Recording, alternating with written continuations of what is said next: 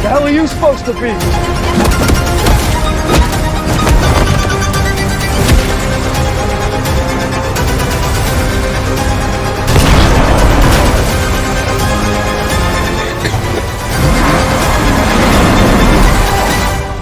I'm vengeance.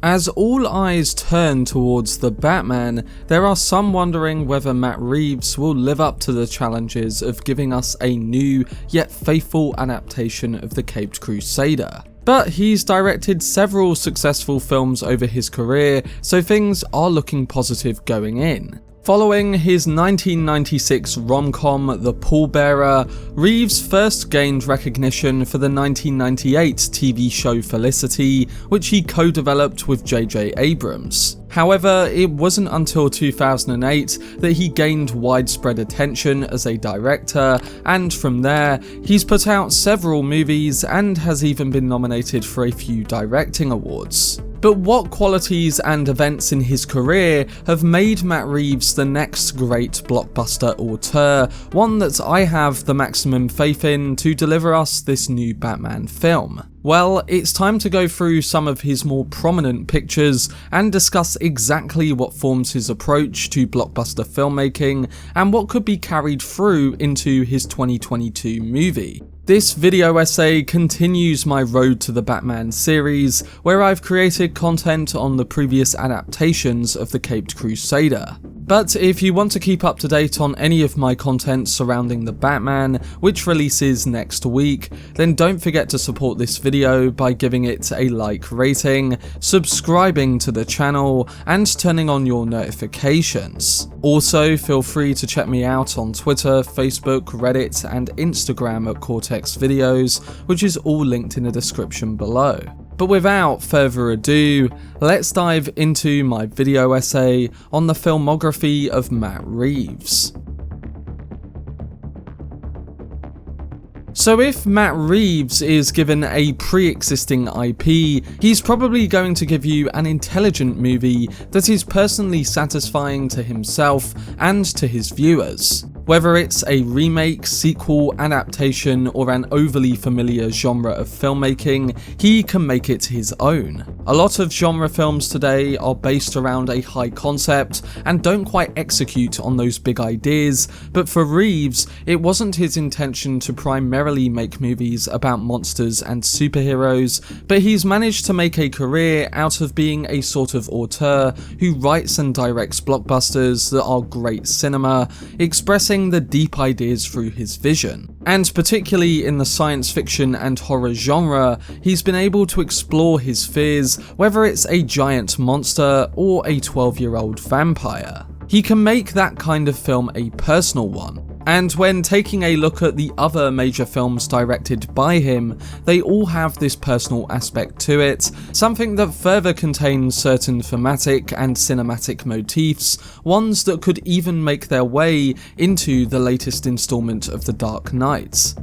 Starting with Cloverfield, a first film of a growing franchise, it acted as a great found footage monster movie that became Matt Reeves' claim to fame. The director's 2008 kaiju movie and genius use of marketing could have easily become a series of gimmicks. But underneath the expected shaky cinematography and destruction, Reeves made the film into a love story. Intercut with the night of the attack, there are glimpses of a single perfect day between two of the characters, adding an element of emotion within the disaster that could have been lost in a movie about a monster destroying New York. Visually, the film is dark and frenetic, but Reeves keeps the creatures hidden in darkness and shadow, often shown from a distance until it is the right time to show them. Add all of this emotion, elements of character building, horror and fear into the kind of Batman film we seem to be getting, and this will work well in a story of Bruce fighting both a physical and psychological war.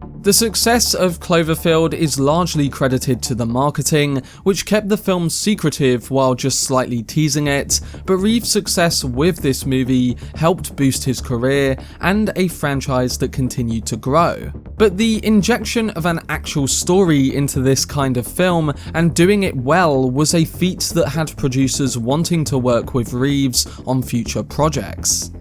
And following Cloverfield came one of my favourite films of the filmmaker that I've personally watched, and one that convinced me that he's the perfect choice for a new Batman tale. It may not have been the huge franchise straight away, but it was a chance to remake a Swedish film and do it in a way that fully makes it his own. There's a similar trend here in all of Reeves' remakes, sequels or adaptations. He always adds something new and something that is unique to his filmmaking style and persona. And while many people make a connection between bats and vampires, the biggest link between the upcoming Batman film and Reeves' Let Me In will likely be in the detective part of the story. Reeves' remake of Let the Right One In leans heavily into the concept of not everything being as it appears, something that seems to be familiar in his upcoming project with the Riddler.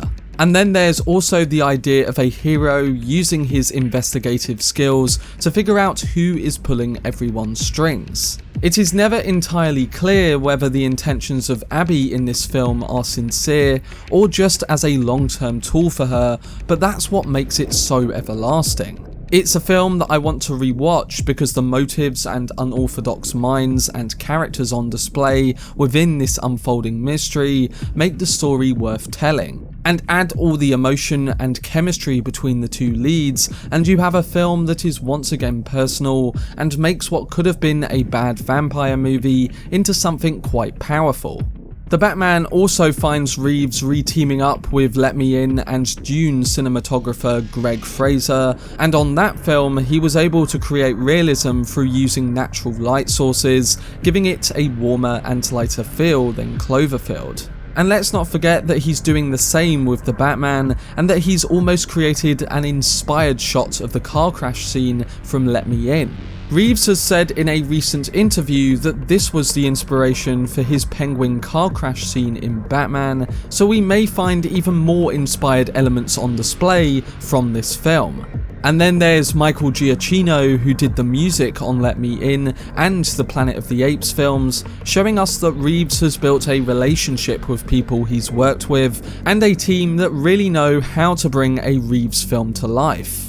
Let Me In was critically acclaimed upon release, with critics saying it was an adaptation that didn't insult the original piece, but was different enough to stand out on its own. Considering Reeves did both the writing and directing for this movie too, most of the credit goes to him for the film's development and success, and it was definitely a step in the right direction to continue his successful career.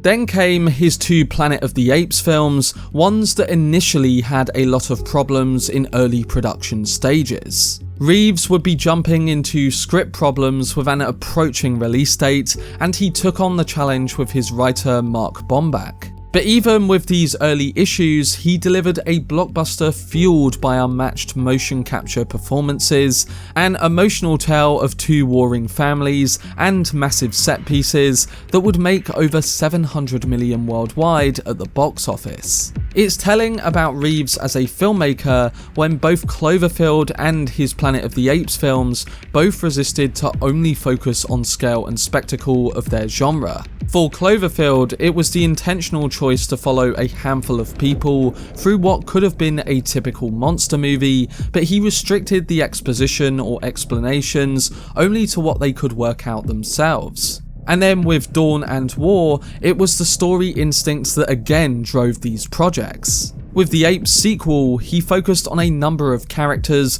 picking up the action in its climax. But while it's tempting for a blockbuster to revel in that action, Reeves knew that Caesar, played by Andy Serkis, who is also playing Alfred in his Batman film, was what the viewer cared about the most. He became the star and focus, with Reeves bringing a story that focused on the creation of an ape society told from their perspective, and one in which war with humanity was a tragic failure at something more. Like his other films, he again focused his gaze on the significance of an emotional heart in stories worth telling, particularly when it comes to a summer blockbuster. The decision to prioritise the story of apes on family, friendship, community and tragedy is a big win, if not the primary reason that these films also had surprising intelligence and sophistication. While also capitalising on advancements in motion capture technology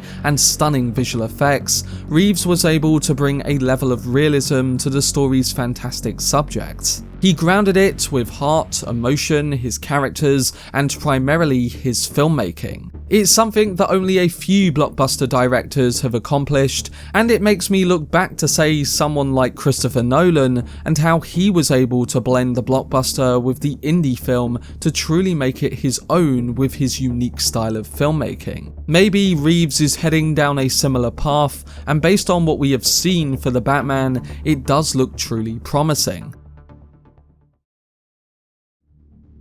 But that was my video discussing the films of Matt Reeves and his journey to becoming a great blockbuster auteur. Hopefully Reeves proves us right come the release of The Batman next week, and once again delivers on adding all the emotion, the personality, and flair that his previous projects have all had.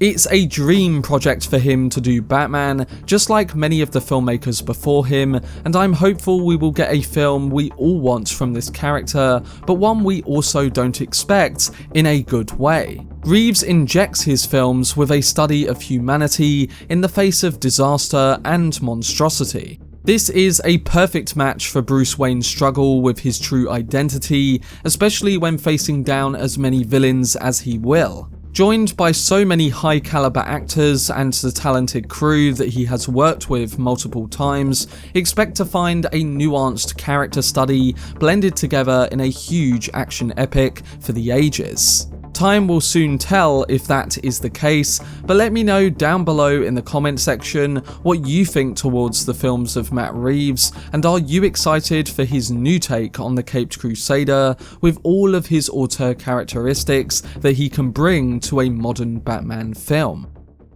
For lots of content on the Batman when it releases next week, then subscribe to the channel and turn on your notifications. Also, if you enjoyed this video, remember to leave a like rating and follow me on social media via the links in the description.